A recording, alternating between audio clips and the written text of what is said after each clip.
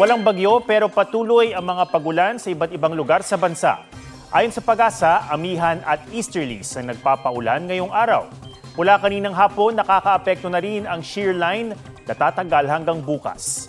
Pero hindi rin inaalis ng Pag-asa ang posibilidad na may mabuong low pressure area sa loob ng Philippine Area of Responsibility sa mga susunod na araw.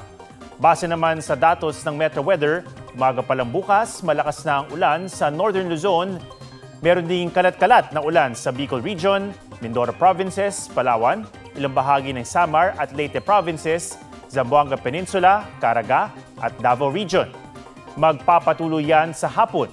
Maging alerto dahil malaki ang banta ng baha o landslide.